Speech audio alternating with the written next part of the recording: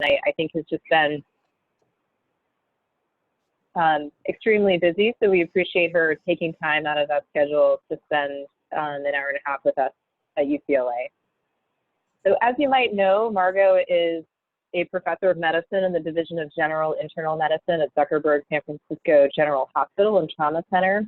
She's the director of the UCSF Center for Vulnerable Populations and the director of the relatively new UCSF Benioff Homelessness and Housing Initiative, which is conducting research on the root causes of homelessness and has the goal of identifying evidence-based solutions to prevent and end homelessness. She also happens to be a faculty affiliate of the California Policy Lab, which we're very proud of, and Margot and I serve together on the National Alliance to End Homelessness Research Council.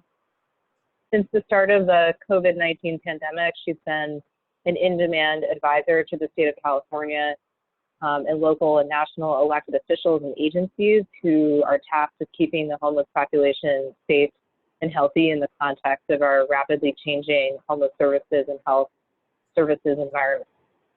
Her research has focused on reducing the burden of homelessness on health through examining efforts to prevent and end homelessness and mitigating the effects of housing instability on healthcare outcomes.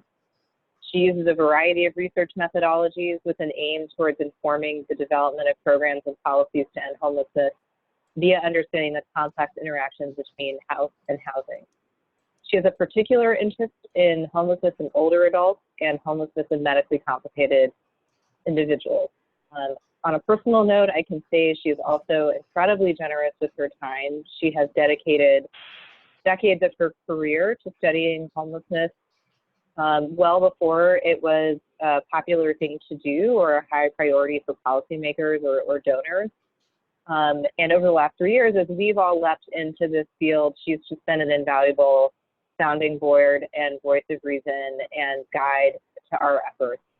And so thank you for that as well. Margot will plan to take most questions at the end of her talk, but you should feel free to submit them by chat. I'll be monitoring the chat. If it does appear that a question is just a quick clarifying question on the slide, I might interrupt her to ask that, but otherwise we'll save questions to the end of the talk. And I will turn it over to Margot. Thank you.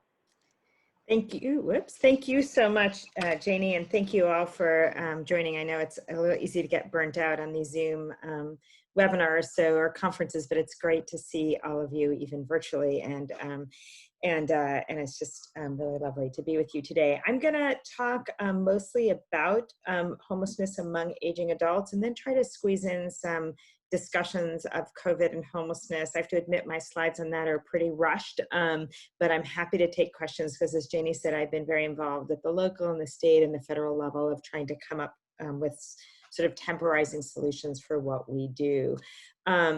Today's talk, I'm really guided by our participants and their voices, and I'm going to try to have those voices come through in the talk. As one of my participants said, I'm old and I'm tired and I got my disability. I can't do it no more. In today's talk, I want to talk about how we wound up in the situation of having so many older adults living in shelters and in encampments and on the street and sidewalks, and really where do we go from here.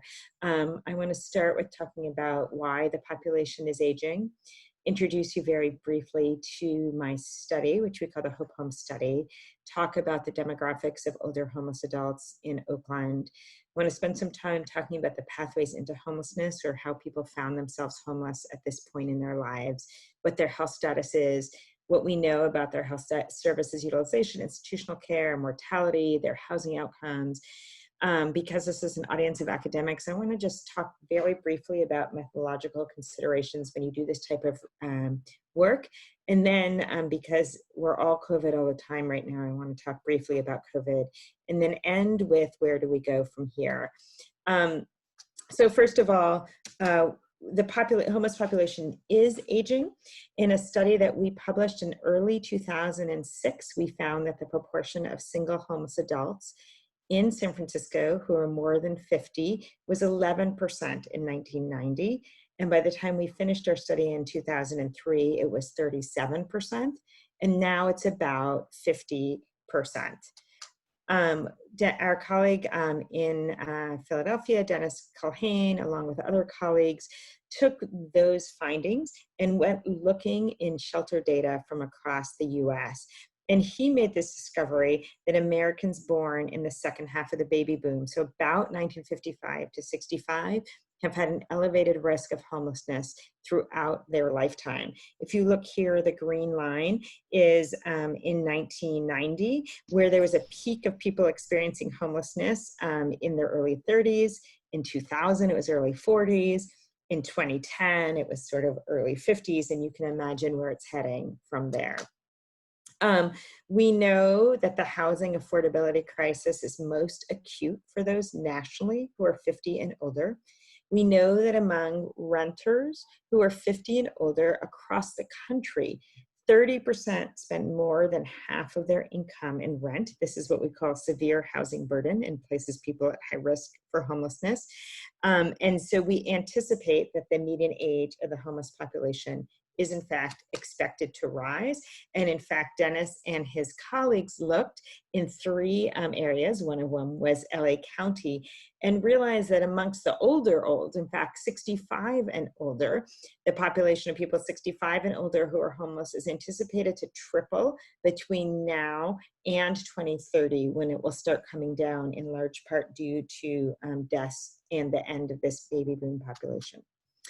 I want to remind everyone, just as some level setting, that unlike entitlement programs, things like Medicaid or unemployment insurance, where if you meet the criteria, you get it, that is not and has never been true for housing. It is hard to get housing assistance, meaning you need to meet very strict criteria, and many people, particularly in high-cost regions like California, who actually need assistance with their housing don't qualify for that. But this slide says something different. This is amongst those who meet that strict criteria, only 1 in 4 households who are eligible for rental assistance receive it nationally. Elderly folks do a little bit better, but it's still only 1 in 3. I often like to say in my talks that I live in subsidized housing. I live in a house that we own, and the federal government has decided to give us a large subsidy by allowing us to write off the interest on our mortgage. We do nationally subsidize homeowners to a tremendous degree, but we strictly limit the amount of rental assistance for renters. I want to remind everyone that the roots of homelessness is not about substance use disorders. It's not about mental illness. I like to say as a physician, those illnesses do not scare me. We know how to manage those illnesses. What it really is about is the lack of extremely low income housing. This chart is to remind us that right now in California, there are only 23 units of housing that are affordable and available for every 100 extremely low income households. An extremely low income household is a household that makes less than 30% of the area median income.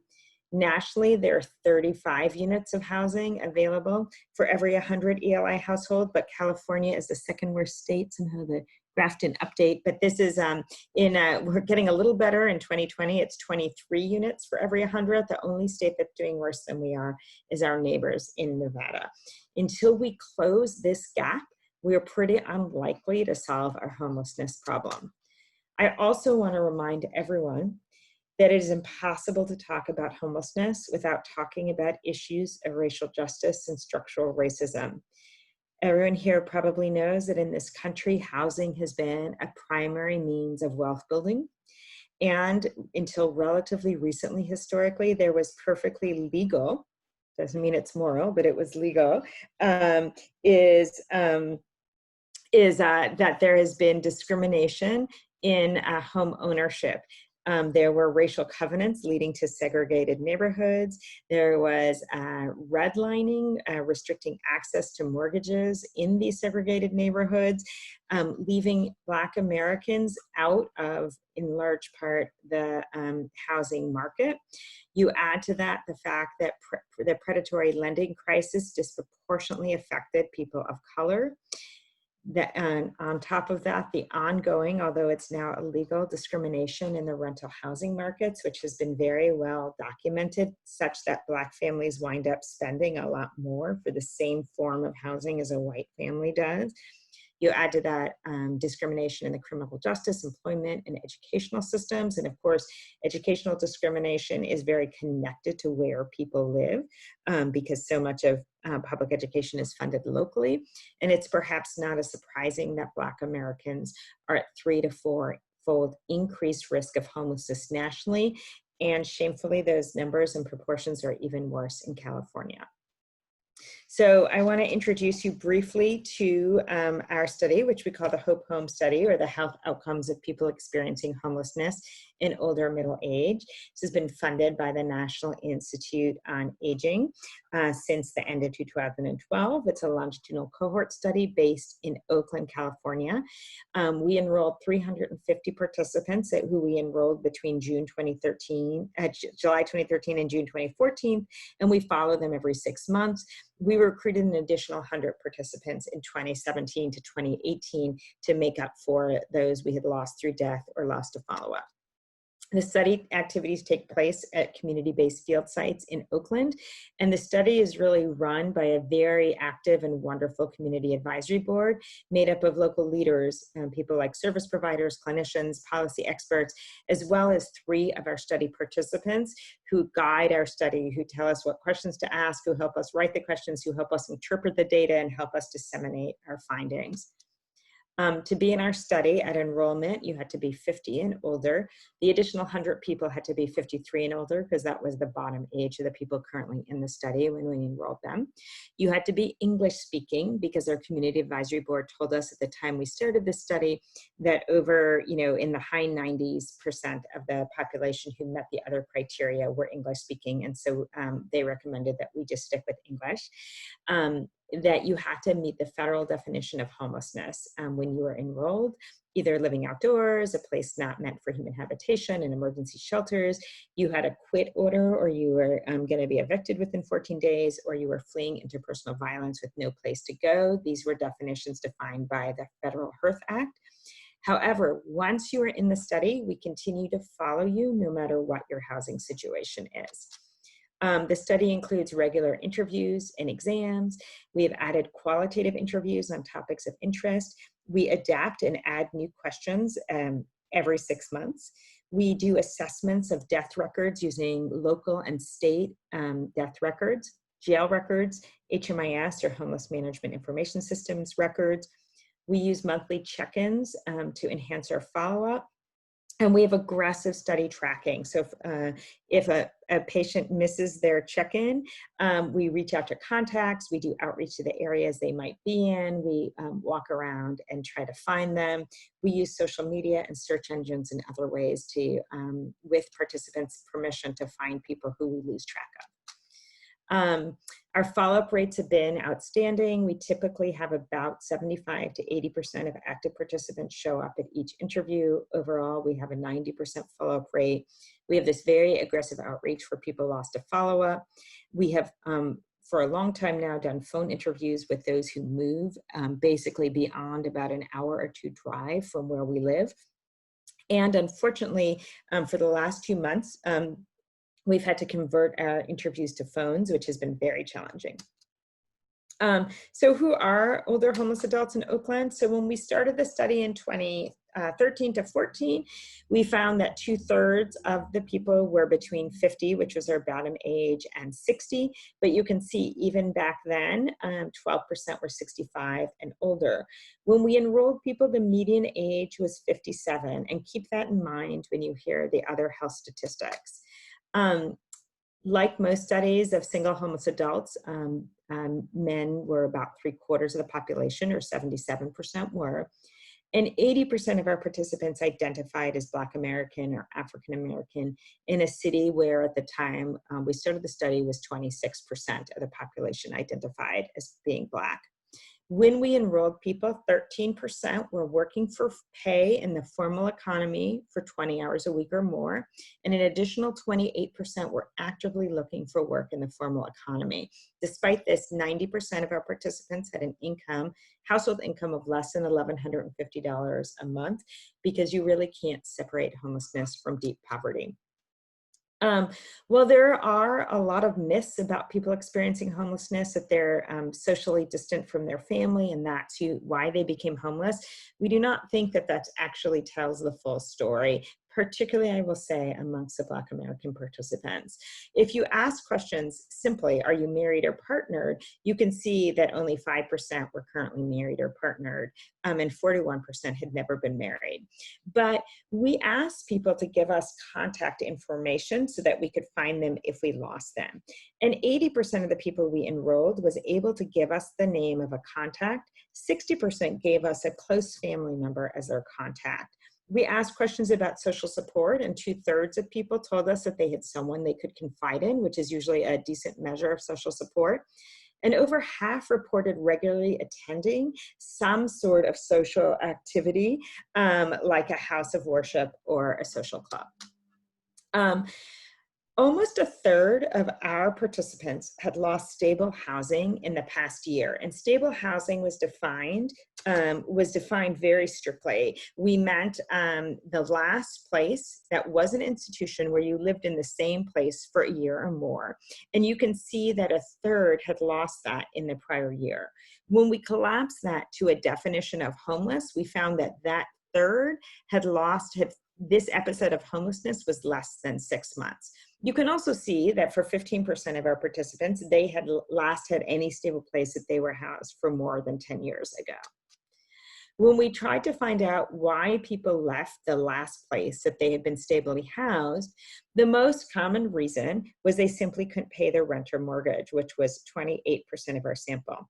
Interestingly, over half of those individuals, or 15% of the whole sample, noted that it was someone else's in the household's inability to contribute to rent or mortgage that led to their housing loss. So somebody else lost a job, someone else got sick, someone else died. You can see that evictions were relatively low, 7%, and I think this makes 2 points. One is that formal evictions are really a poor measure of evictions. Many people in our sample, when faced with a likely eviction, and this is true nationwide, will leave prior to the formal eviction to avoid having an eviction on their record. But I think it also speaks to the point that most people who become homeless after a period of having doubled up or sort of made do in some informal arrangement where they were not leaseholders. And why it's important to think about eviction prevention is extremely important, but is a different thing than homelessness prevention. So how did people wind up being homeless in later life? If you remember one thing from this talk, remember this. And that is, while everyone in our study had to have been homeless and had to have been 50 and older, 44% of them had never once, not even for a day, had an episode of homelessness before the age of 50. And you can see, for instance, that an additional 19% had never been homeless before their 40s. We hypothesize that people who first became homeless after the age of 50 were different than those who had become homeless before the age of 50 and remained homeless into their 50s. And in fact, that was true. We found that those who had an episode of homelessness that initiated before the age of 50 had more adverse, particularly early life experiences with a much higher degree of adverse childhood experiences, were much more likely to report low income attainment in early adulthood, were much more likely to report never being married or partnered, much more likely to report mental health problems that started early in life, traumatic brain injury, a history of imprisonment, and having alcohol use problems. As one of our participants who reported becoming homeless for the first time in his mid-teens and here in his late 50s remained homeless, was telling us about that first time he became homeless. My father said, next time, if you run away, I'll beat you with a car chain or I'm going to throw you out the window. Okay, so I wouldn't use the word reasonable, but I put things in perspective real quick. And I would say, could I survive a car chain? Probably not. Then I looked at the window and said, and we lived on the 13th floor. I said, I ain't playing with this man. He went to work. I had whatever I had on me, and I was out the door.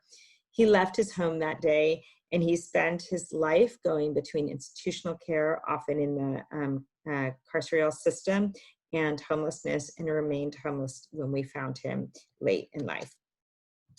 Those with late onset homelessness had different stories, though.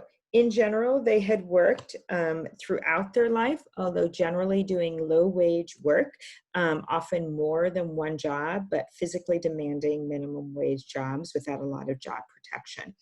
And they did that until late in life.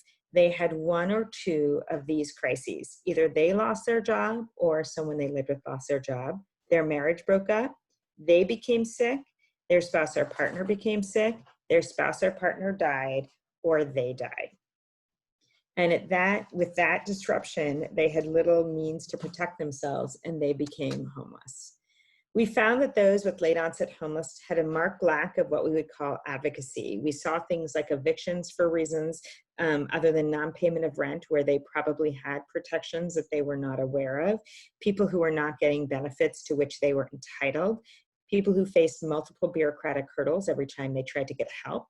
And we saw low social support. It wasn't so much that people didn't have family or friends, it's that they had such deep shame about what was happening to them that it prevented them from accessing the social support.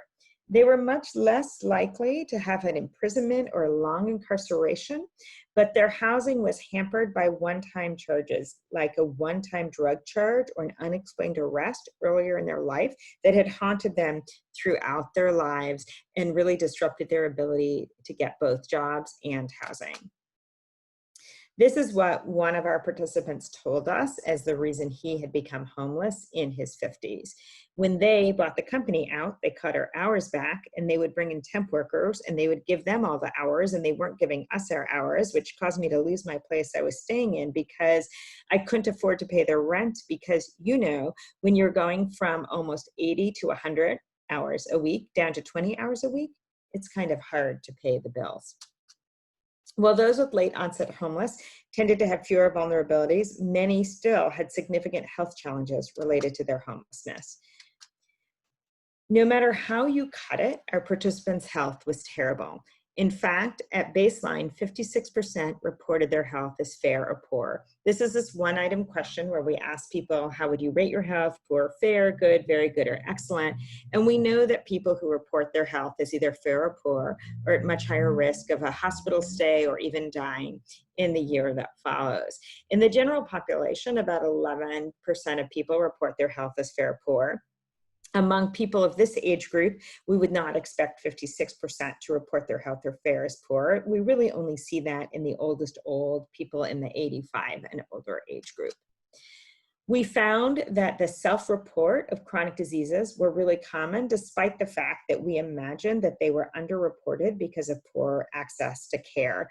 You can see that 14% carried a diagnosis of diabetes, even knowing that in this country, many, many people, in fact, the majority of people who have type 2 diabetes have it silently and are not aware that they have it. You can see that 11% had already experienced a stroke by the time that they were in our study. Over half reported having high blood pressure or hypertension. And you can see that 7% each reported having a diagnosis of either congestive heart failure or a heart attack, and 6% had a major cancer diagnosis by the time that they were in our study. We found, perhaps more importantly, a very high proportion with what we call functional impairments. Functional impairments are things like activities of daily living, which are things like the ability to dress, bathe, toilet, transfer. We know that people with 2 or more activities of daily living impairments are at high risk and actually meet criteria for nursing home placement. We saw that almost 40% of our participants reported having an ADL impairment, and Over half of those had 2 or more. And likewise, about 50% had what we called an instrumental activity of daily living impairment. These are things like the ability to ride public transportation, to call and make a doctor's appointment, or to deal with banking issues. These impairments are remarkably high for a population with a median age of 57. So some people sort of suggested to us that, well, maybe these impairments act like ADL impairments do in middle age. ADL impairments in middle age are thought to be short-lasting because in general, people might have an ADL impairment because, let's say, they break their leg and they need help dressing and toileting, but then it gets better and they get better. So we took advantage of the fact that we followed people over years and we looked at their trajectories of impairment. And what we found was curves that looked remarkably similar to those of people 20 years or older. You can see that there was a small group of people, about a third of people who've never had impairment from beginning to end. There was a small group of people, or about 7%, who actually started out fine and developed impairment. But you can see that there were much larger groups of people with either partial improvement or persistent impairment. These curves are almost superimposed what we see in people with functional impairments in their 70s and 80s, suggesting that this is not transitory for most people, or like the general population. These are lasting and similar to older people. We found a very high prevalence of cognitive impairment, with over a quarter with some impairment in global cognition, and over a third with impairment in executive function. Executive function is the ability to follow a sequence of commands, such as if you need to get housing, you want to go to this office on a Monday, Wednesday, or Friday in the morning and get some paperwork filled out and then bring it to that office. That's exactly what people with executive function can't do, and yet that is the cognitive demand we place on our neighbors experiencing homelessness. We found a very high prevalence of all geriatric conditions. Over a quarter with mobility impairments, over a third with 1 or more falls in the prior 6 months, 45% with visual impairment, 36% with hearing impairment, and 48% with urinary incontinence. If you can imagine trying to look for a job or a group housing situation, if you experience urinary incontinence and had no place to launder or change your clothes, you can see what individuals are up against. We found that falls were not only common and morbid, but that they persisted. As I said at baseline, a third fell in the prior 6 months. And of those who fell, 28% reported having fallen 4 or more times in the prior 6 months. And an additional 36% reported 2 to 3 falls. Over 3 years of study follow-up, almost 2/3, or 62%, fell at least once. And 31% reported falling in at least half of their study visits, 11% at every visit. We found the factors associated with falls, like being a woman, being non-Black, being older, included some health factors, using assisted device, having a stroke or an ADL, need or incontinence, some behavioral factors. Marijuana use came out as an important risk factor, as did opioid use, and several social and environmental factors, being victimized by physical assault, and importantly, being unsheltered as opposed to shelter, put you at greater risk of falling. Many of these falls led to emergency department visits or hospitalizations. All of this leads me to say that when you're talking about the homeless population, 50 is the new 75. Despite a median age of the sample of 57, the prevalence of geriatric conditions were worse than those in the general population samples in their 70s and 80s. Alcohol and drug use problems were common. So 2/3, or 65%, had moderate or greater severity of drug use symptoms. Cocaine and cannabis were the leading drug use problems. You can see that in this age group, at this point in time, opioids are not as common. Over a quarter reported moderate or greater severity of alcohol use symptoms, with 15% reporting severe symptoms. These numbers are lower than we see in younger populations of homeless adults, but much higher than we see in general population of people in their 50s and 60s. And perhaps more to the point, they're astronomically higher than we see in general populations of people in their 70s and 80s, which in some ways may be the most salient comparison and really raises the complexity of trying to provide substance use treatment in this population. Mental health problems were common. Depression affected over a third of people, PTSD about a third, about 20% had ever had a psychiatric hospitalization, and 5% in the prior 6 months. And while I don't have a slide on it, we saw remarkable difficulty that people had in accessing any mental health treatment. So let's talk about health service utilization, institutional care, and mortality. At baseline, and the baseline of the study sort of occurred right as the ACA was rolling out. So right as we had expanded Medicaid, started about halfway through our enrollment period, still 72% had a non-emergency department source of care, and 53% were able to name a primary care provider. Despite this, we were able to confirm an ED visit, meaning we actually found the emergency department record in half of all participants in the prior 6 months. It was fewer than 7% who accounted for half of all the ED visits. And the visits, about a quarter of the visits were for worsening of a chronic illness. 10% of our participants had been hospitalized for a physical condition in the prior 6 months. I think this makes the point that we make over and over again, and I like to say as a primary care physician, that primary care physicians, we do a great job, we're thrilled with what we do, but we really can't manage, can't do that much in the face of homelessness. And that, our system is really not set up for people who are homeless. And I appreciate people saying that folks need a primary care provider, but what I would say is that a primary care provider is clearly not enough. Despite the older age, incarceration was extremely common. So first of all, lifetime. Jail stays are so common in this population who that 84% had reported a jail stay sometime in their life, and 37% had reported a stay in state or federal prison. At our baseline, 15% of our participants were on parole or probation. But the incidence incarceration was what perhaps surprised us, considering the age and frailty of this population, that over a median follow-up of 52 months, a quarter have had at least one jail or prison stay. And I will say that almost all of these jail stays were very short. We are trying to understand what they were for, but in general, there were never charges filed and people were released. We have found a shockingly high mortality rate. And I will say that while we've had 2 deaths in the last 2 months that we don't yet know if they were not COVID related, these deaths predated COVID. Of our initial 350 people enrolled between July 2013 and June 2014, so that was the enrollment period, 64 of our initial 350 people are known to have died up to today. We have 8 additional deaths amongst those 100 people recruited in 2017, 2018. And importantly, those with first-time homelessness after 50 are more than twice as likely to have died than those with earlier onset homelessness.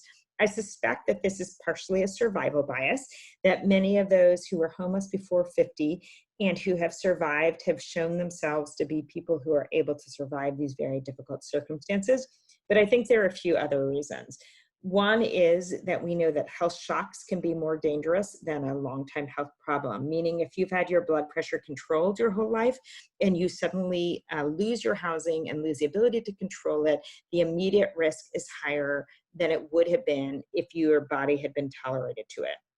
The second thing is that that for many people, their illness was on the causal pathway to their becoming homeless. Many people reported that it was in fact their illness that led to them losing their job and thus losing their housing. And that same illness led to their death. So just to ponder that for a second, that we are telling these older adults that they have cancer and our safety net is so poor and our system is so poor that that cancer diagnosis is then what leads to their homelessness, and then they wind up dying from cancer. So how about housing outcomes? This is where I'd like to say, homelessness is a state and not a trait. There's no such thing as a homeless person, but there's a person who experiences the experience of homelessness. By the 18-month follow-up interview, over half of our participants were housed. This blue line is the proportion who still met Hearth criteria, meaning that they remained homeless. You can see that at 18 months, about 42% remained homeless. And then we kind of leveled out there. We didn't really get much better. You can see that at 5 years after study entry, 119 of our participants, initial 350, remained homeless. A small group, 39, were in housing designated for people who were formerly homeless, either permanent supportive housing or transitional housing. Some were doubled up with family or friends, and 94 people actually were in rental housing that they had, without it being earmarked for people experiencing homelessness. I think the point here, and we're still working out these data, is that approximately half of those who were housed did so without any governmental assistance. Some of those who are in rental housing did it with a voucher, but many more did it just by working it out on their own. And this speaks to the fact that for many of our participants, they self-resolved homelessness. However, their path to self-resolution was unbearably long and quite damaging. And I think that this leads some policy options here. So how about some methodological considerations if you're thinking of doing work like this? Just some things that I would say are really important to keep in mind. I can't emphasize how important it is that my staff, about half of my staff, have lived experience of homelessness.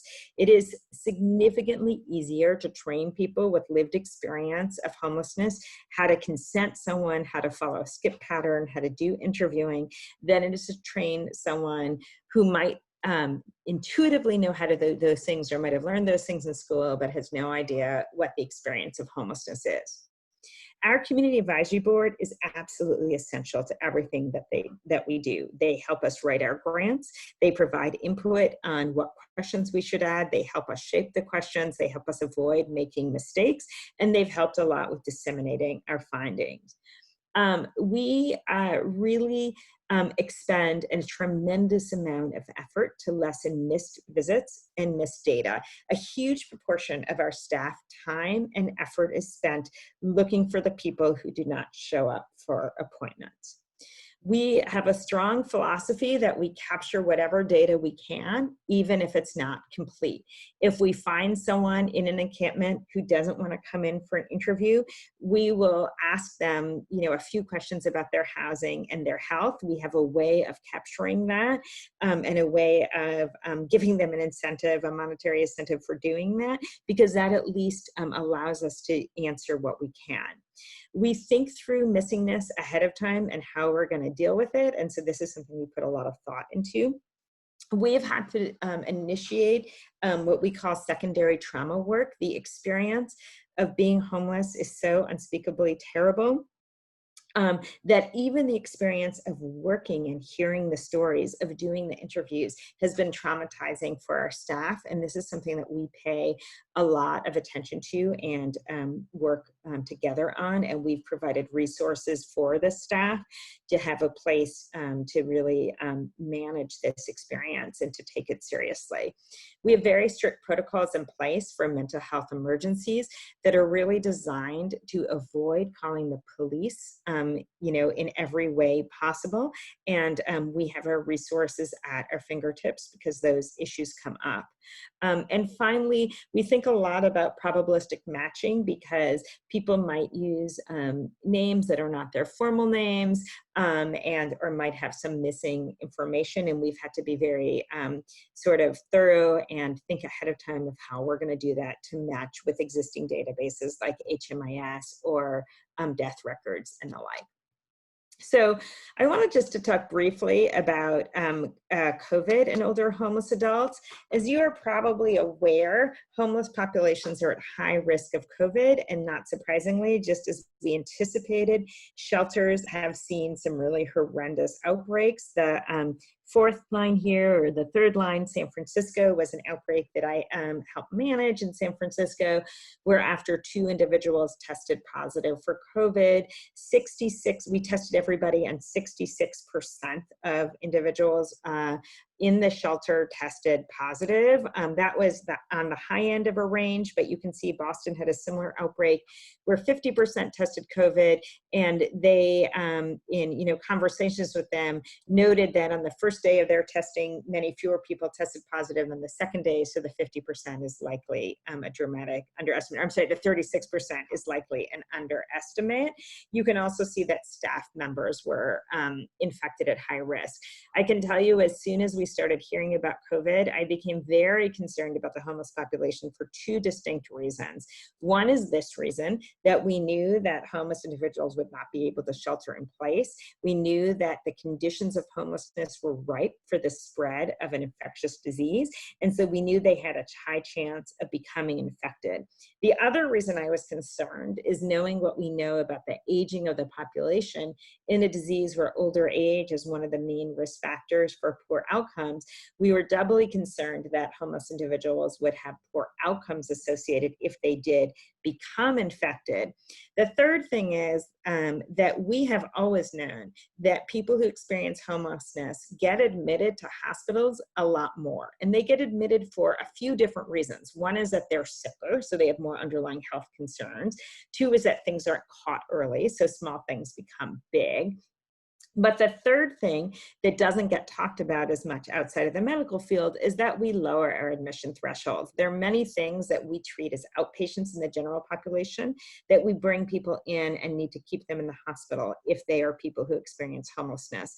It became perfectly obvious to me and others who work at safety net hospitals that we were at risk of overwhelming our institutions across the country just with COVID, and that having to admit additional people who might not actually need to be admitted would be an unbearable strain on the health institution and not ideal for the patients. We know that older adults are likely at higher risk. As I said, age is a key consideration for morbidity for COVID, and nationally we see a huge uptick in complications at the age of 60. We also know that homeless people have many of the same comorbidities that are associated with increased risk, these being obesity, diabetes, chronic lung disease, chronic kidney disease, and immunosuppressed conditions.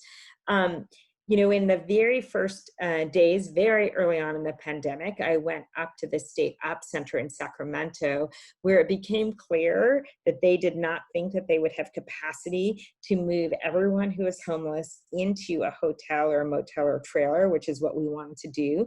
And so we were tasked with trying to come up with some sort of algorithm for who gets to go.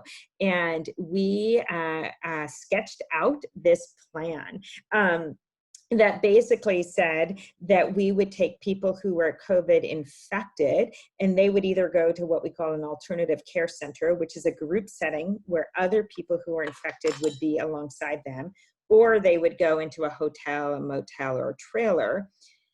And then we also recognize that there would be a lot of people who are maybe not COVID infected, but were at high risk of complications because of their age or comorbidities. And we would want to get them into these single occupancy places like hotels or motels or trailers as soon as we could.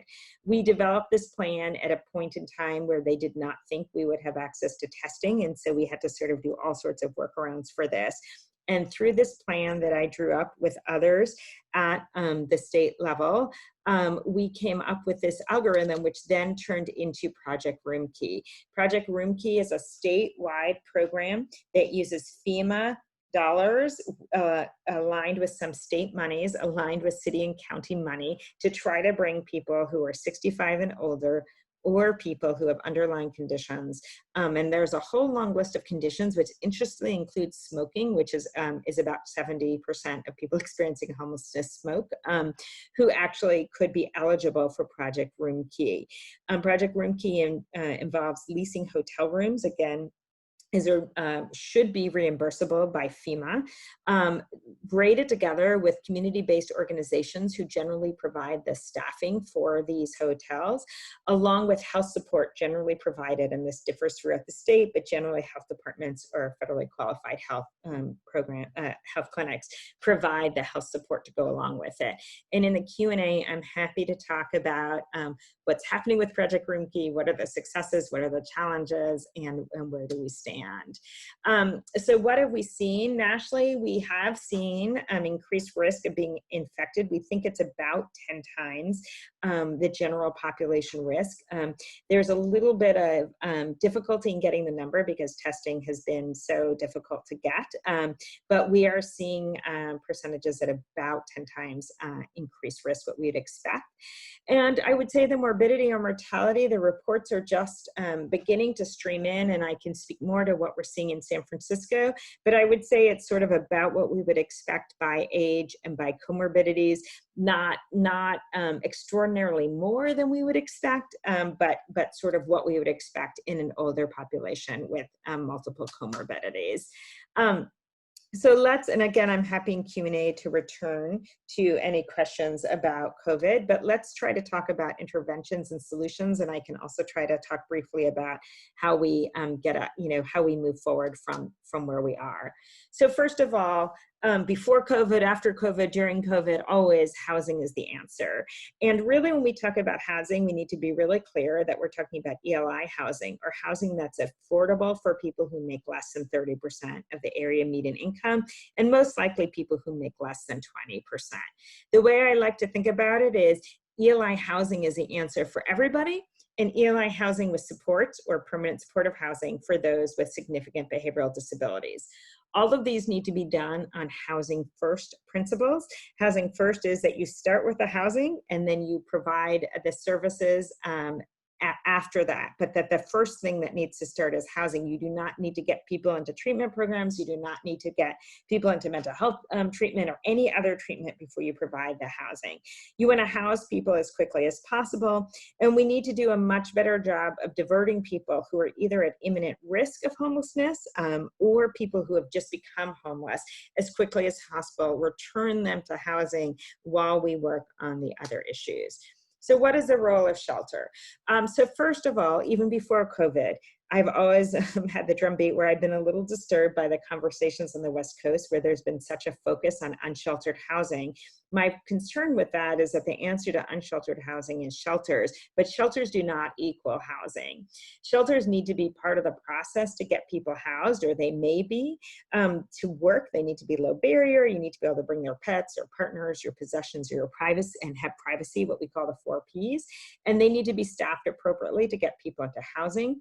We know our shelter system works if the length of stay is short and if people don't return to homelessness.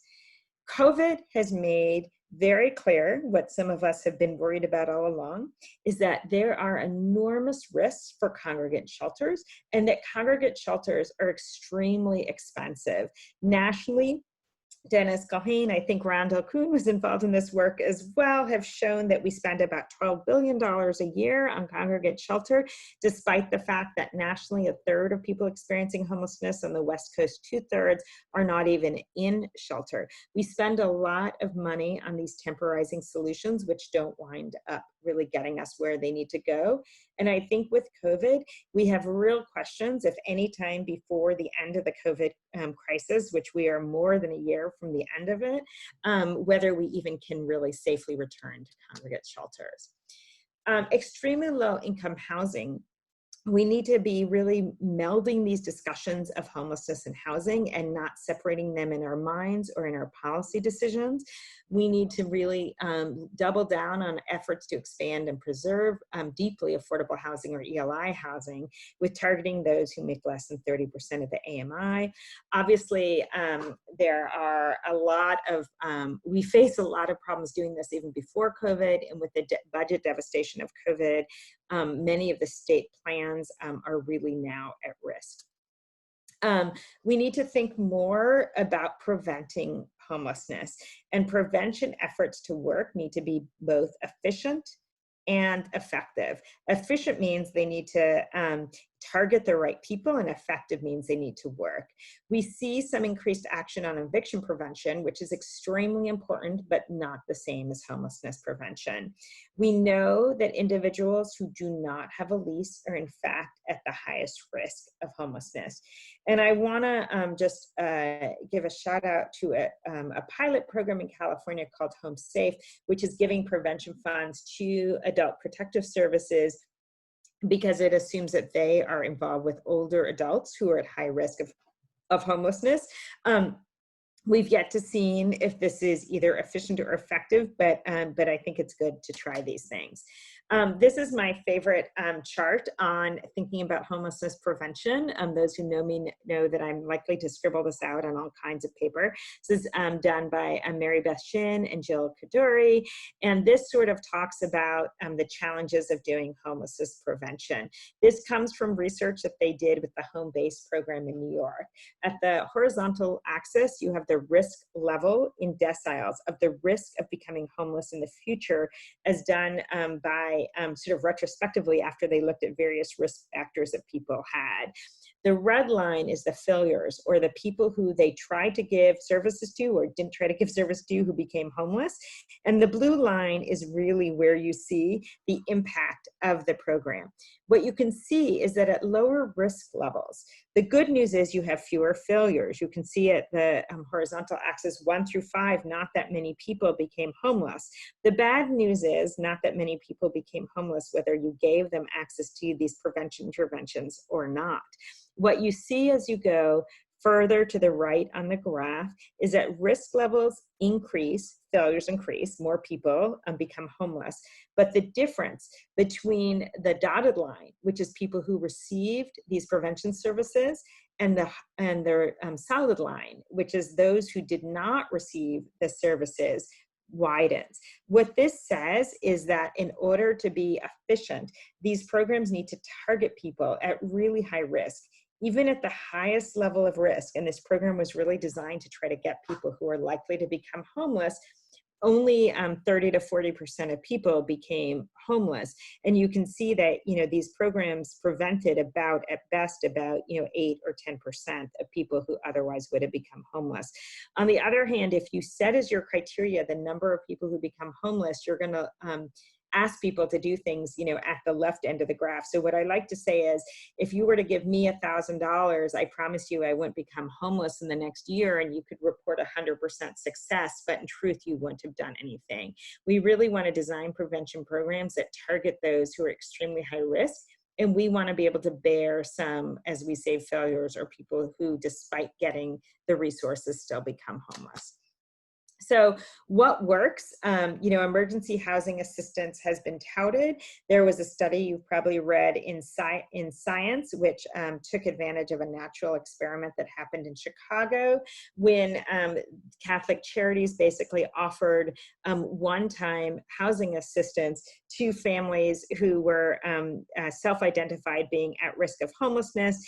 And the good news is that the relative reduction was huge. The families who called on a day when this program had money, because sometimes the program had money and sometimes they didn't, were 76% less likely to enter shelter at 6 months. The bad news is that the absolute decrease was only 1.6%, because they really targeted leaseholders who were probably at relatively low risk of homelessness in general. The lesson from this is that interventions can work, but to make them work, you actually need to target higher risk people to get your number needed to treat down. So, other interventions, you might have heard of rapid rehousing. Rapid rehousing is a package of benefits that connects families and individuals to permanent housing via a tailored package of assistance, and it can serve as a bridge to longer term support, like rental vouchers. So this is usually time-limited rental assistance with targeted supportive services, things like housing identification, rental, move-in assistance, case management, and services. This was done during the stimulus package after the 2008 recession. It has been used widely in the Veterans Association. It probably is effective. I think the question is whether it is really, it really is most effective if it can be used as a bridge towards long-term subsidies. And again, I'm happy to talk about that more. It turns out for instance, with families where there's been a large randomized control trial, the thing that worked by far the best was just giving people vouchers, and that rapid rehousing itself without that is less effective.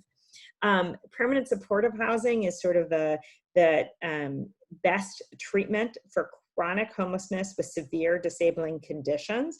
What it is subsidized housing with linked supportive services that are completely voluntary, given on a housing first model where you start with the housing. It is shown to be highly effective at keeping people housed, even people with very severe behavioral disabilities, who are frankly the people to whom these programs should be targeted. But we also need to think about how we adapt these for the needs of older adults.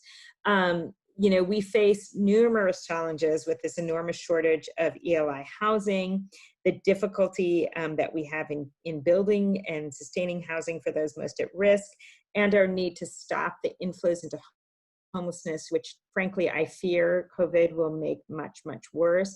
There was a recent report by Brendan Flaherty which suggested that we could see increases in homelessness nationally of 40 to 45% due to the COVID economic crisis unless we act quickly. We are really facing a lot of currents. There was a lot of excitement pre-COVID that the state was going to invest significantly in homelessness prevention as well as in diversion. And I think a lot of those efforts are going to be cut back just at a time where we're going to see many more people flowing into homelessness. For our aging population, we face additional risks. There has been widespread loss of residential care facilities throughout California. Permanent supportive housing really struggles when they're serving this aging population with struggles like how do you provide personal care services, how do you do advanced care planning, how do you provide dementia care.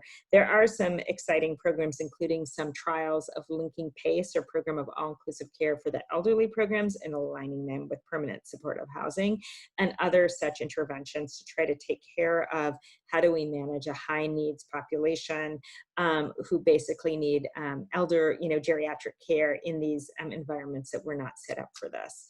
So some final thoughts before we open it up to discussion. Homelessness is reaching crisis proportions. The aging of the population really increases the urgency. Suffering that people experience is immense, and COVID, frankly, has just made it much worse. The use of the healthcare system can be chaotic, and whilst mental health and substance use disorders are common, the underlying causes are really structural. COVID really has made clear what many of us have been saying for decades, which is that the costs, the human costs, the economic costs of homelessness are just incalculable. Solutions for this are not going to be easy, and frankly, COVID is going to make it that much harder, but we actually know what to do. What we need to do is just bring it to scale, and we really have to match the solution to the problem. So with that, I'm going to thank a small part of my enormous team that makes projects like this work. I want to be sure you have my contact information, and I'll be happy to open it up to questions.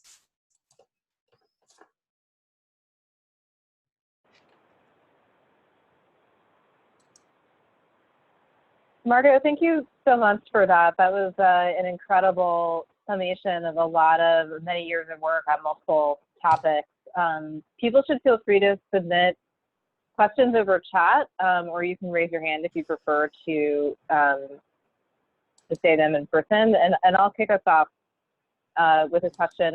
I'm curious, one of the things that's happening in Los Angeles right now is, we have an enormous homeless population, and we do not have housing resources to house all of them. And one of the main policy conversations occurring now is that as we set up temporary housing in the context of COVID, either new congregate shelters for people at low risk or Project Roomkey rooms that are housing people at higher risk of COVID in motels and hotels, the county feels a moral mandate to not let those people return to the street. When you sort of look at the data on who's being housed, it's not clear that they would, under normal circumstances, actually be the highest priority client for something like PSH, right? So I just share all that background. My question is, if you were in their shoes here in that environment, how would you be thinking about moving people from these temporary settings into some type of housing pipeline? How would you even frame, I think, the evidence that should inform that discussion? Great question, and some discussions that many of us are just sort of in nonstop these days. And so just for some background for others who don't have Janie's background and don't know, we have been using something, it's been mandated by HUD for a number of years now, something called coordinated entry, which is a prioritization scheme for who gets housing resources. In an idea, and it's basically a set of questions that are asked to people that, you know, try to judge your amount of vulnerability, and those who are highest vulnerable or sort of get the resources. How, you know, in its perfect standpoint, the best use of that would be, gosh, people who have the most vulnerabilities, the most significant behavioral health problems, the most significant drug use problems, the people who are least likely to work this out on their own, these are exactly the people who need permanent supportive housing, which is our sort of most expensive option to rehouse people. What we've seen a lot with Project Roomkey, because of the speed at which it's operated, I mean, permanent supportive housing for people with severe behavioral disabilities works incredibly well, but it doesn't work overnight. And so as like a case example, I will tell you that the County of Santa Clara a number of years ago asked us to design a prioritization tool and help them design a program that they were funding through this pay for success mechanism to get their very, very most behaviorally disabled folks into housing. And we basically, using big data merges of all of their data, came up with a list of 400 people, and the list sort of changed with time, but who had the criteria of being not only extraordinarily high risk, but people who were likely to remain high risk. So these are people with, like, you know, 10 psychiatric emergency department visits and 5 jail stays and, you know, 3 hospitalizations in the prior year kind of thing. We wound up having access to about 110 units of PSH. We really couldn't distinguish between these 400 people. We wound up randomizing them into housing. And the good news is, pretty much everyone but 2 people approached agreed to be randomized, and 86% were able to be housed successfully with permanent supportive housing, which is really just amazing. But the other side of the story is it took on average 6 months to engage people, each person, into housing, and people moved over 2 times, meaning most people got evicted from the first place they were, and the program was able to move them to the second place, and that's how they got, you know, 86%. When Project Roomkey came on board, what we needed to do was like get people indoors really quickly, and they needed to be indoors under really difficult circumstances, which is sort of like, we're in shelter in place, go indoors and stay indoors. So you can imagine that the people like the folks we served in Santa Clara were not going to be well served by Project Roomkey. So what it did instead is that we got those middle people, a lot of the people who are like the people in my study, who you know, are extremely vulnerable to bad health outcomes, but probably do not have like the most severe substance use or mental health disabilities, and therefore under coordinated entry would not be prioritized for housing. There is a part of me that says that's okay. Like, you know, I think that we do have a path forward, and that path forward doesn't have to be permanent supportive housing, because I think we love that model. I love that model, but we have forgotten that that model was designed for the people with the most severe needs. And what I've really learned from spending, you know, the last 7 years intensely with this cohort of older, very vulnerable adults is that they are very vulnerable, but many of them don't need everything that permanent supportive housing offers, and that we've had this sort of strategy of it's like permanent supportive housing or bust, and they've gotten nothing. And so as a counterexample, I will tell you about sort of a natural experiment that that's happened in Oakland, which is based on my findings and others' advocacy. Kaiser Permanente decided that they wanted to do something. You know, they're based in Oakland. They want to do something about homeless seniors, and they basically offered some money to a local, very high-performing community-based organization, BACS, and said house 515 seniors. And for a variety of reasons, they did not have to use coordinated entry. So they, in the matter of months, housed 515 seniors, and somewhat by intention, they were not the people at the very, very top of the list. These people were still homeless for 2 or 3 or 4 years before they came in, but they did not have the worst vulnerabilities, and they would have not have made it to the top of the list. And what they did is that they used a strategy called progressive engagement, where they basically said, we're going to just give people a relatively low level of services, and then find the people who need more and save them more resources for the people who show us that they need more. And so what they did is they got people into a variety of housing circumstances. In a lot of cases, it was shared housing. They actually went out and bought a bunch of old, somewhat falling apart houses for $500,000 each in deep East Oakland, and put 6 or 7 unrelated people in each house, gave them a lock for each bedroom door, so they had their own place that they could lock with a key, but they shared the rest of the services. Other people, they moved in with family, or they put together with roommates that they found for them. They worked with them over short term to try to make sure that they were getting all the benefits that they in fact deserved, because like as we saw in our study, many of these folks actually are eligible for a lot of benefits that they are just not getting. So they basically did some legal advocacy, got them their benefits. And what they found is that 85% just needed a short-term subsidy, and now are able to contribute because of their benefits, are able to contribute to rent and are able to stay housed pretty stably. They found 15% who, actually, despite doing this, it was pretty clear that it wasn't going to last. And so they actually then got permanent vouchers for those 15% of people. As we think about what to do with the population in Project Roomkey, I agree. I think it would be ridiculous to send people back out to the streets or to shelters. And I think there is from the third stimulus package, the CARES Act, there is this huge amount of what we call ESG funding, which is like emergency services funding that can be used for some of these subsidies. I imagine what we're going to see is we're going to see some hotel motel conversions. So in some places, the state or the counties are actually going to try to purchase these hotels and turn them into housing.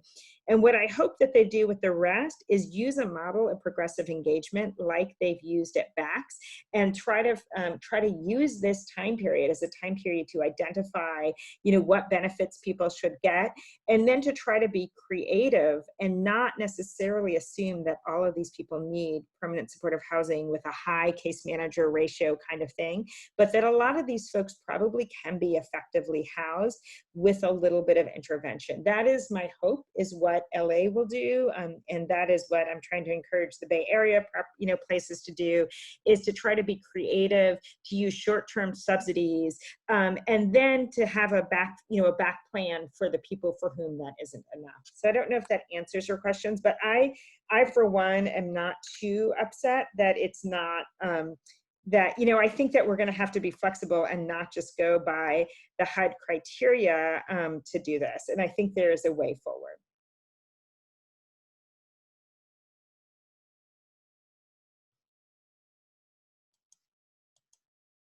Other questions? I'm going to stop the share here just because I think I can see the chat box better if I do that. Anyone have other questions that they want to share?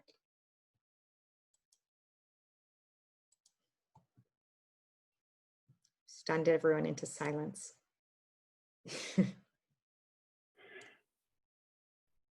Margot, this is Randall. Hi, Randall. Hi.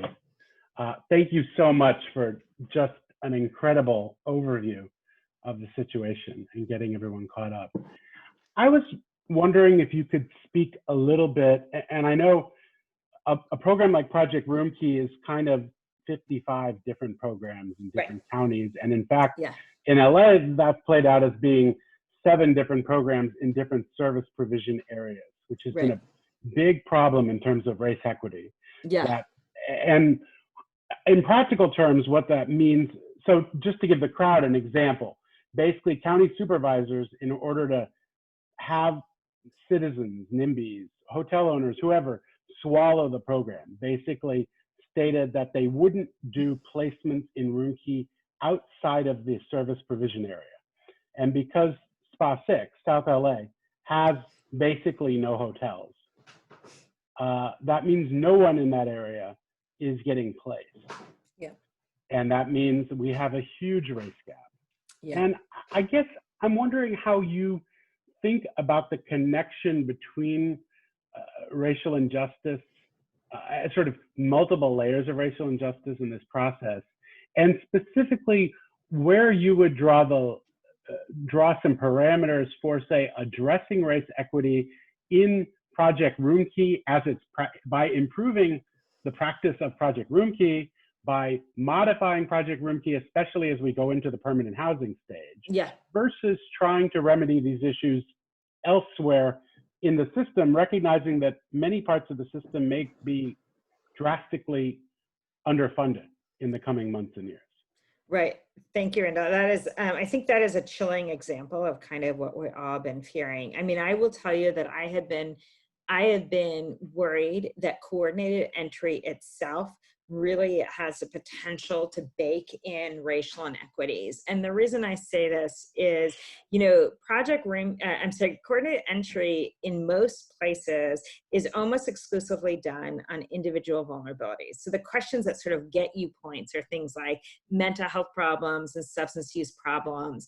It turns out it's so much easier to become homeless if you're a Black American because of all of this structural racism, that if you look just amongst people experiencing homelessness, the Black folks who are homeless have many fewer individual vulnerabilities, because like there's the same layer of people, let's say, who have, you know, deep vulnerabilities, but then there's all of the extra sort of the excess risks is people who actually are not homeless because they have deep vulnerabilities. They're homeless because they're you know, a Black person in the society, and they are just faced with racism you know, in every part of their lives.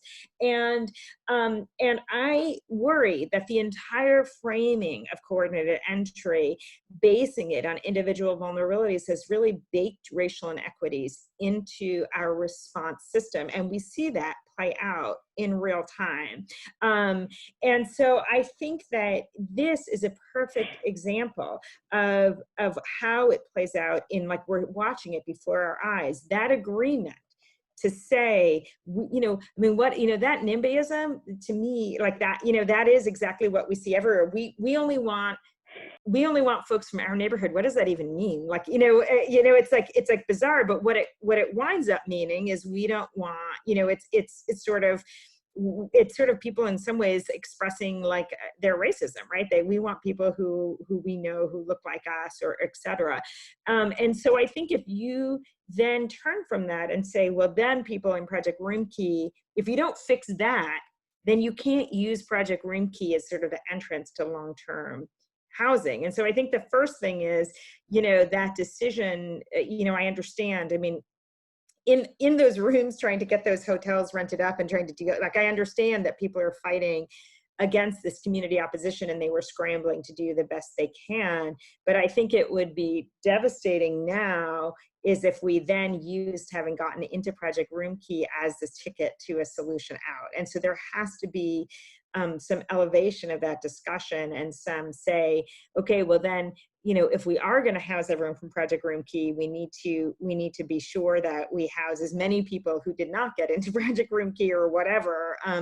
Because as you say, I mean, you know, these were put in hotels. Hotels were in sort of tourist areas. Tourist areas were not in these high area deprivation index areas, and they were not in the areas where many Black folks lived, and therefore, you know, one thing led to another. I think the other point that's important to note is people are homeless where they live for the most part, right? That is true. And so if you build your response like that, you're going to wind up with problems. So I guess I would say that would give me a hard stop then to say, you know, getting into Project Roomkey is the ticket to going out, and we might need to make some difficult choices, which may be, if we can't expand the amount of programs we have to get people housed when this is all said and done, we certainly can't use that as the main indicator of who gets housed or who didn't. I mean, we're seeing that in San Francisco, where I don't know how familiar people are with the geography of San Francisco, but like the tourist areas near the Tenderloin, Market Street is like one of our main streets. It's what's in the news all the time.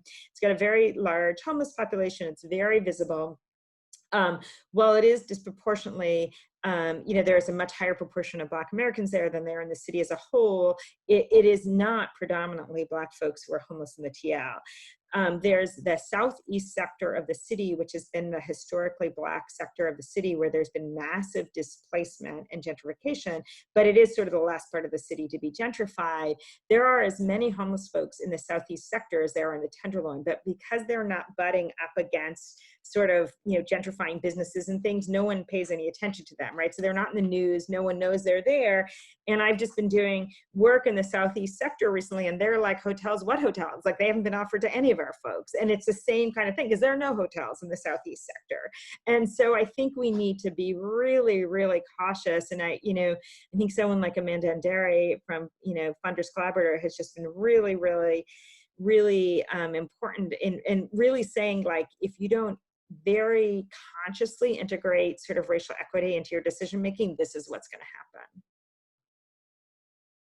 So not surprised that that happened, but I think that should give us all a pause of how we respond from here. Thank you. Yeah. Other questions?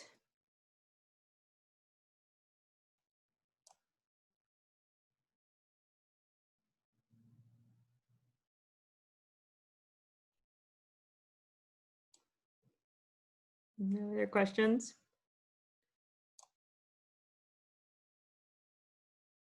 Everyone's just stunned. Because you pack in so much information in a short period of time. You've answered every question people could have about homelessness. And it's week 8.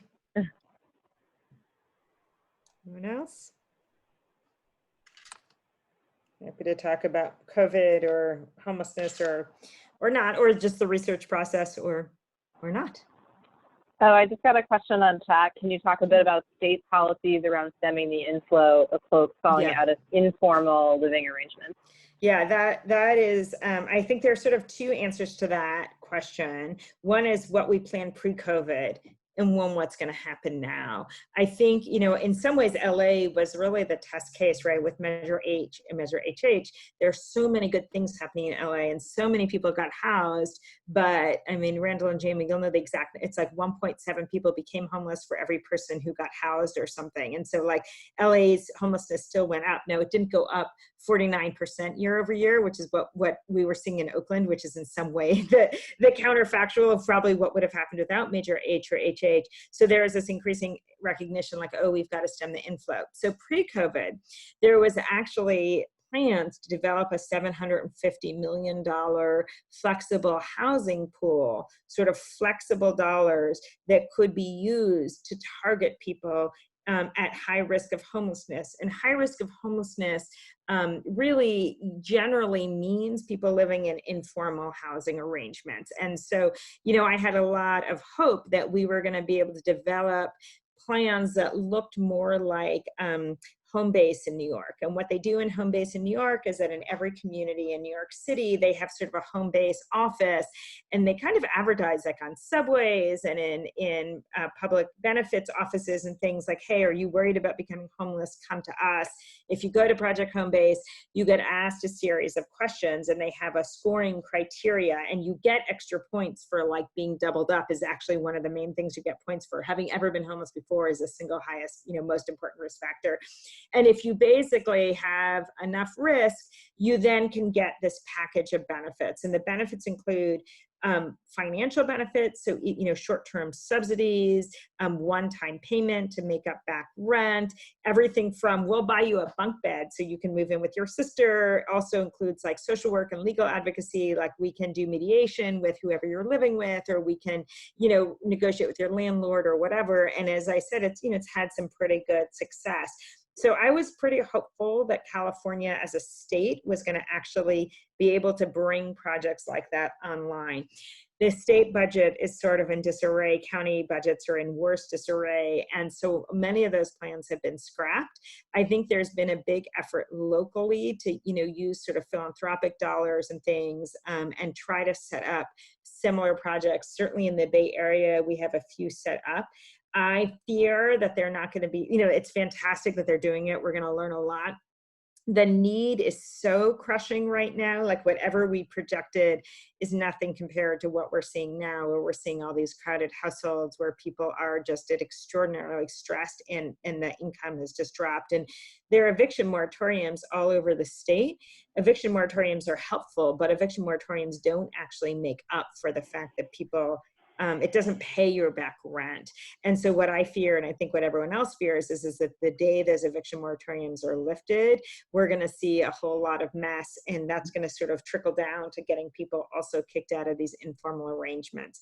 So I would say that a lot of the state plans are on hold, and it's sort of really devolving to local plans to try to set up homelessness prevention programs, which we are trying to really talk about as separate than eviction prevention, so that we can get those who are at highest risk but informal arrangements. And the things that have been shown successful are these sometimes one time but sometimes more ongoing but sort of shallow subsidies along with these other services.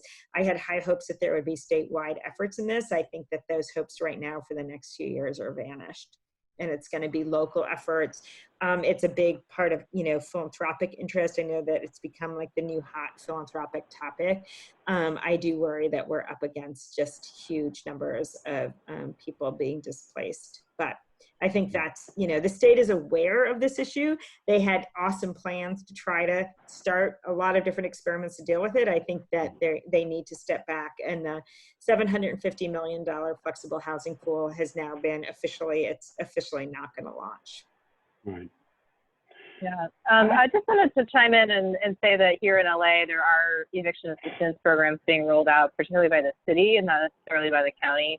And it's been very frustrating to watch them design these programs because they're setting the AMI eligibility to 80%. They're primarily eviction prevention programs, but they're being described as homeless prevention programs because that's the goal that the elected officials have.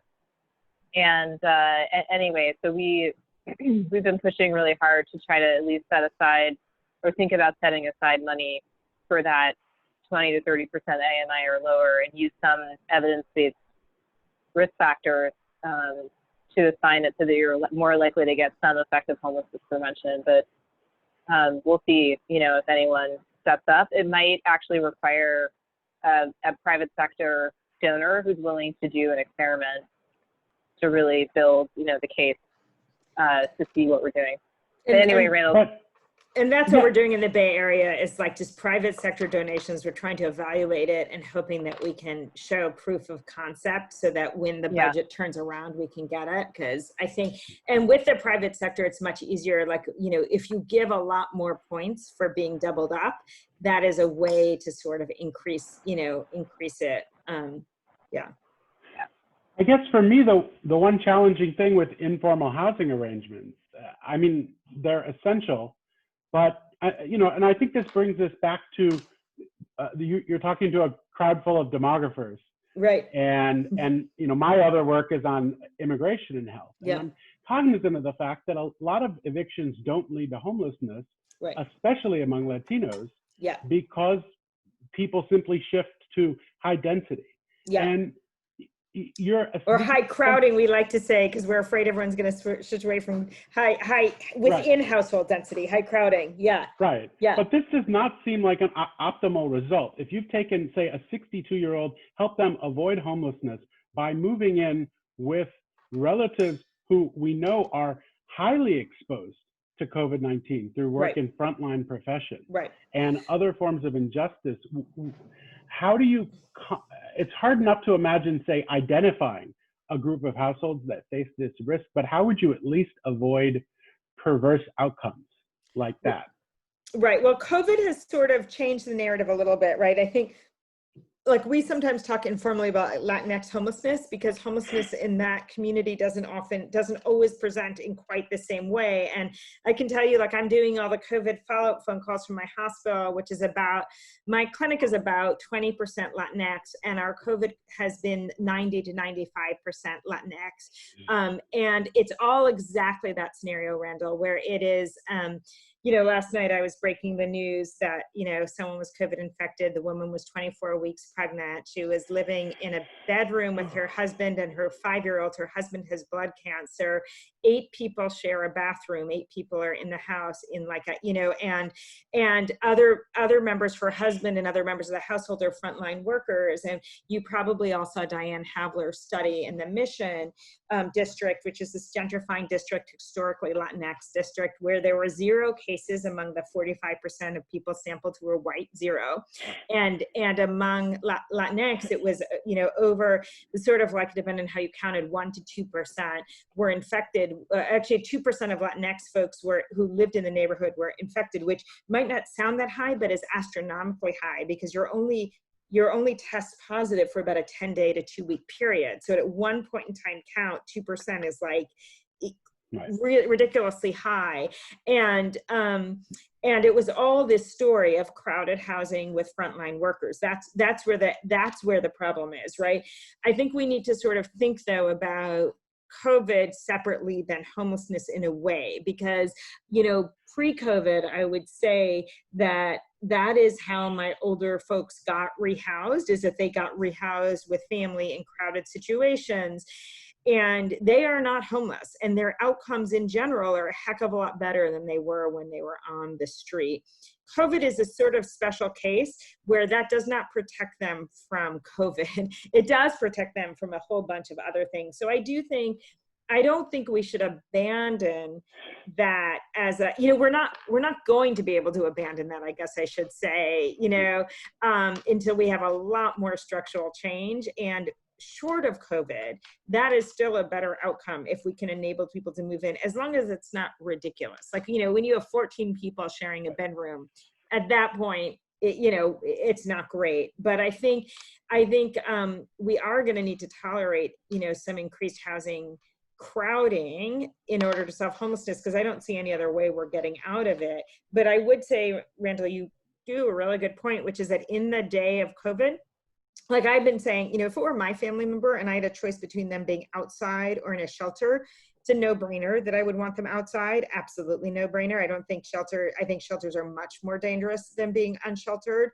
I think it's a question of whether you would rather be outside or in crowded housing. I think without COVID, crowded housing is better, than homelessness. I think with COVID, it's probably a harder call.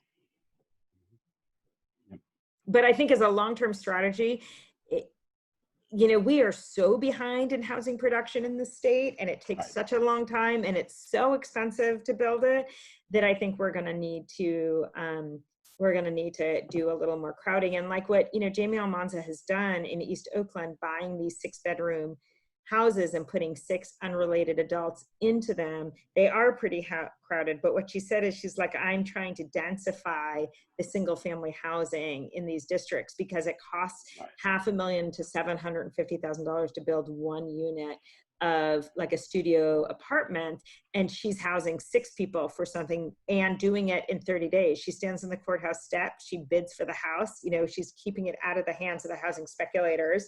She gets it, she spends a month, getting it out of escrow, she works on it for another month, and then she puts 6 people in it. That's a 10-year process if you're talking about building the housing. So I guess I'm not ready to give up on that, even though for COVID, I will fully say that toxic mix of crowded housing and the frontline work is a really dangerous mix.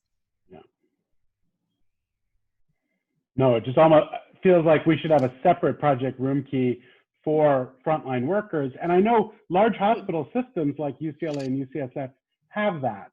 Well, we do. Most of the folks in our INQ hotels or isolation and quarantine hotels, very few of them are homeless. They're mostly folks from crowded housing. So, when I called this woman yesterday, we offered either her husband with blood cancer could move out, or she and the 2 other infected people could move out. And that's our INQ hotels, which are the hotels for people either exposed to COVID or infected by COVID, are very few of them overall are homeless. They're mostly people in crowded housing. Right. But they have to be exposed. They can't. But they have to be exposed. Working. I will tell you, interestingly, a lot of our Hope Home folks have made it into the Project Roomkey housing, and so we're following them. And about half of them are coming from nursing homes. Now, partly that's because, nursing homes are incredibly high risk. So partly most folks who go into nursing homes get kicked out. And so it could have been, they were like, oh, you're going to get sent home anyway. So instead of sending you home, I'm going to send you to Project Home to the streets. I'm going to send you to Project Roomkey. But it also could be that the county is recognizing that the nursing homes are such high risk that they are that they are sending people. But I think that is sort of that it is happening a little bit. Yeah. Cool. Thanks.